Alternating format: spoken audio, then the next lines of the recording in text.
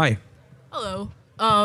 You said that women deserve less, but there are countries where women already have less. So wouldn't it make more sense to live in an area that has, in the countries that support the ideals that you have towards women? Like in Iran and Iraq, women aren't allowed to go to school. They get married early. They have their babies early. Like, why wouldn't you choose to live somewhere like Iraq and Iran? Women can go to school in Iran, and they actually are. Yeah, but it's limited. They can definitely go to school, and they're actually quite well represented in the job force there. But so you're asking me, why should women deserve less in foreign countries? Why prefer to live in a more traditionalist society in those types of countries that support your ideals? Because when women are in charge, everything gets fucked up. Women aren't in charge in those countries, though. No, I'm talking about here in the U.S. Women aren't in charge in the U.S. They either. absolutely are. We live in a gynocentric social order. I don't agree with that. And you said that agree? You're against feminism, but all feminism did was give women the right to own property, bodily autonomy, and gave them more less discrimination in the workforce and access to education without being discriminated against. What's wrong with that? Here's the thing. Feminism started out as equality, but now it's quickly morphed into superiority. That's what it is now. It's not. The equality thing was done decades ago. Are you talking about like Western modern feminism, or are you talking about feminism in general? Well, I'm talking about Western feminism. Now it's about superiority. It's no longer about equality. It is about equality. Okay, if you say so. How is women having access to bodily autonomy superiority?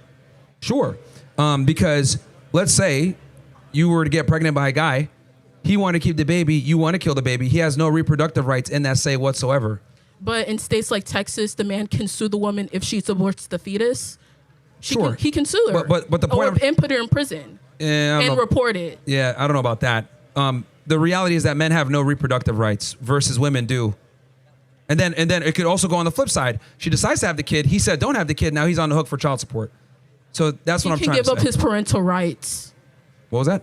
The man could give up his parental rights so he doesn't have to pay child support. Not really. She can absolutely still put him on the hook and have him pay what he's owed. And some states have like Texas, for example, has very aggressive laws where if you're a deadbeat dad, like they will put you in jail.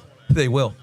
And also you said that women should prioritize career over having women should prioritize childbearing over having a career, but women having a family, they contribute $7 to $10 trillion to the U.S. GDP, and countries that have higher gender equality, like the United States and the West in general, they have higher GDPs than other countries that deprioritize gender equality, like Yemen, like Iraq, like Syria, that have lower rates of gender equality. They have lower GDPs. Yeah, well, women also... and higher rates of poverty. Yeah, and they also control 3/4 of the debt.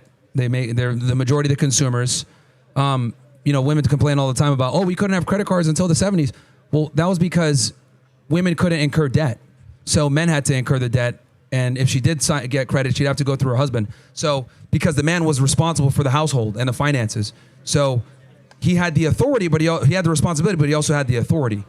So that's why should a why woman have to have her father or her husband have autonomy and control over her finances. If a woman's in debt, she's on. I think the data shows most women are in crazy debt and are the majority of the consumers and control most of the debt in America. A lot of them are financially retarded. Also, you said that women are intellectually inferior. If that's the case, how come women are pursuing the majority of higher learning? Okay. Most men are geniuses. And then as far as higher learning goes, the standard education system that we have prioritizes being a slave, sitting still, folding your hands, listening to someone, following directions. These are all things that women, are better at men at, because women are followers and they tend to be more compliant. They tend to be more agreeable than men. So the education system that we have is catered towards little girls succeeding versus little boys. So wouldn't it make more sense to change the structure of a classroom so men can thrive instead of saying that women are intellectually inferior? Well, they're trying to do that. But again, men are responsible for most of the infrastructure and inventions built all across the world, despite the fact that women have overrepresentation in the universities. Men still, produce most of the infrastructure.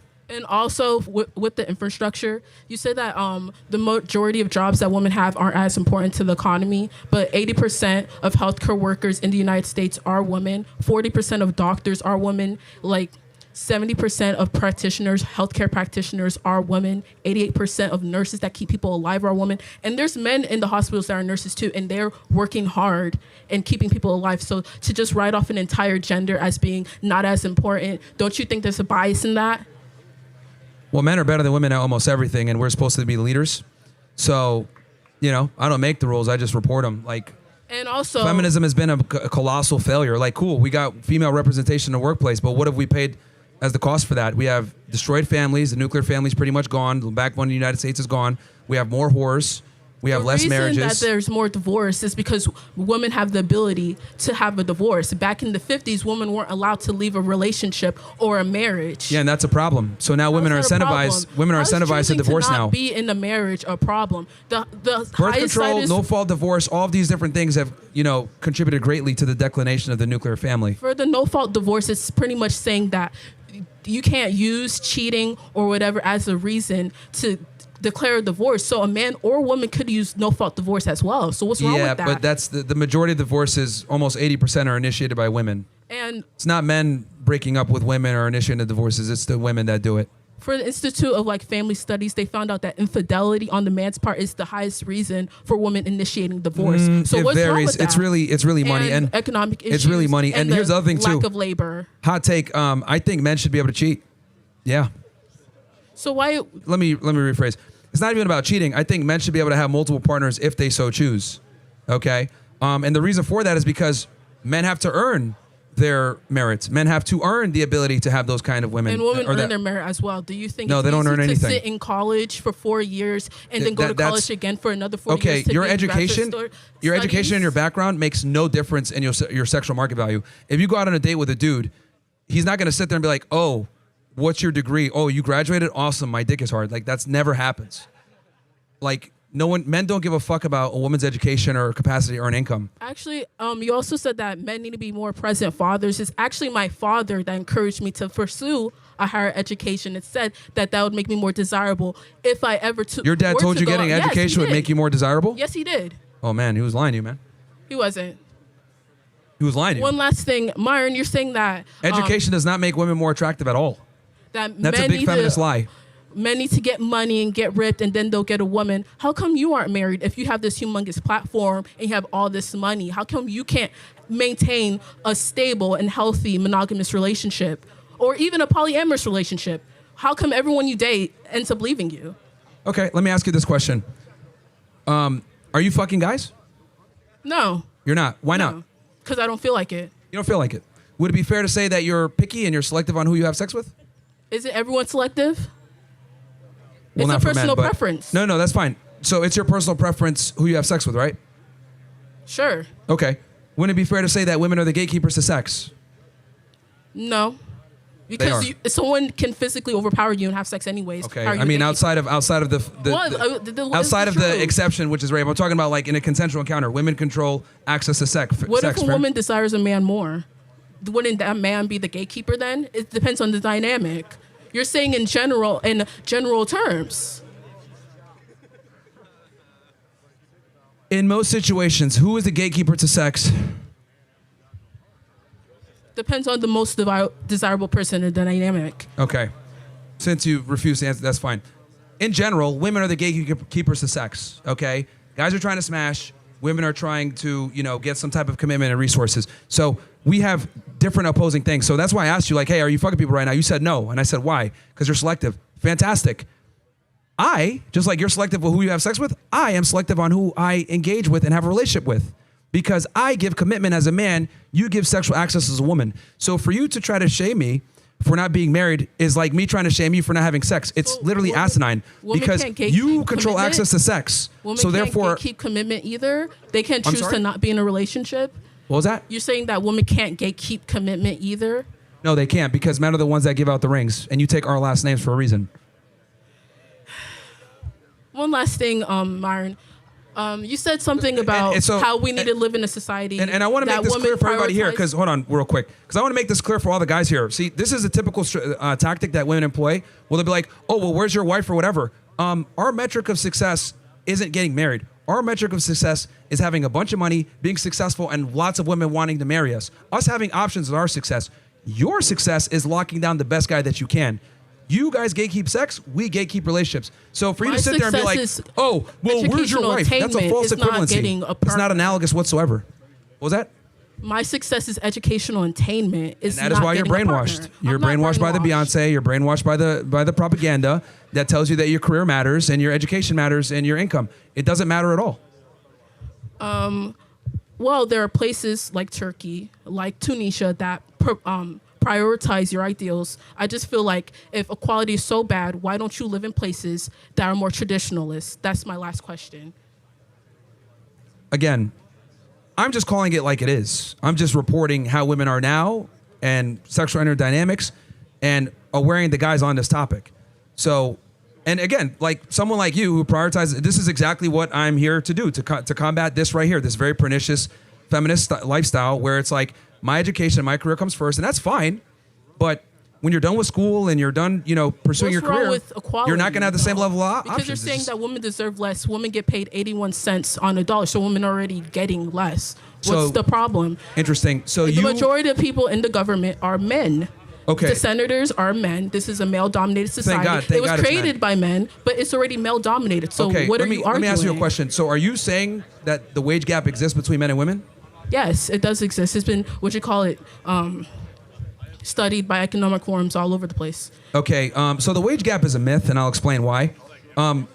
What you're referring to, the 80 cents on every dollar that feminists typically try to use to just say that there's a wage gap or disparity between how much women are being paid versus men, that comes from a study of all working men versus all working women.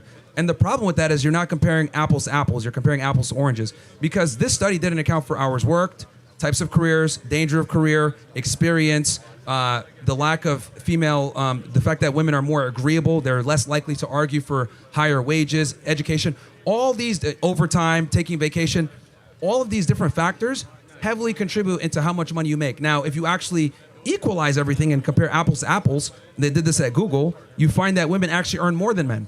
So the real reason why women earn less than men is because you guys deserve less than men. You guys are lazier. You guys tend to take more vacation time. You guys don't go into job fields that are more dangerous, that pay higher. Women don't like doing laborious jobs. They want to sit in an air-conditioned room somewhere a lot of the times. So the reason why women earn less is because they deserve less in most instances. So by that logic, would men not deserve to have access to higher education because they're just not as smart? They won't sit down. They won't respond well to teachers. They don't work well with the curriculums promoted in K through 12 education. They're not scoring as high on these SAT and standardized scores. Wouldn't that technically mean they have less merit to pursue higher education? If we were to use that same logic and that they should just pursue the trades like the majority of the men in Gen Z are already doing?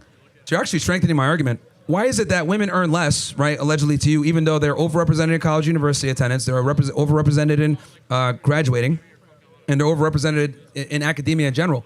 The reason why is because with female choice, women just choose to go and do jobs that tend to not pay as much. Women don't like to work as many hours. They don't like to work laborious jobs. Men are far more likely to take on jobs that are dangerous, blue-collar work.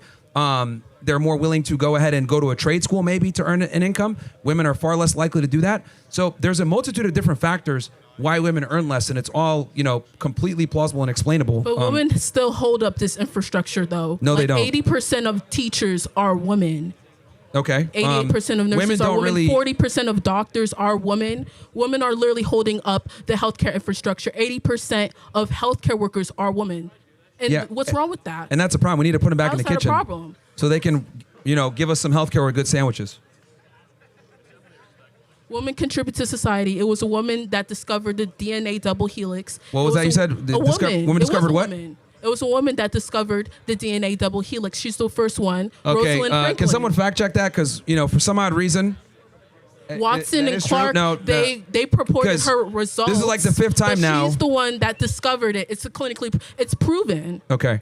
She just Because wasn't credited for it. They are the ones who received the Nobel Peace For Prize. some odd It reason- was a woman that discovered it. It was a woman that discovered radium. It's you know- a woman that invented laser eye surgery.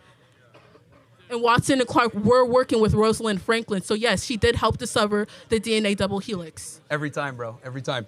Yeah, so every time I go on a campus, it never fails. Like some black chick comes up and says women invented XYZ and it never happened. So it's actually James Watson and Francis Crick that invented it. She's the one who created the X-ray images, and they stole her work. And it is proven. There's a man you can here, look for it. as usual. They received the credit for it, but she It's like invented every time it. I go on a campus, like some chick, anyone in the biology class a woman would have invented learned something that. and they didn't. A woman invented laser eye surgery, and that is look a that up fact. too, laser eye Mary surgery. Curie. So you're wrong on that one, then we'll find the next one.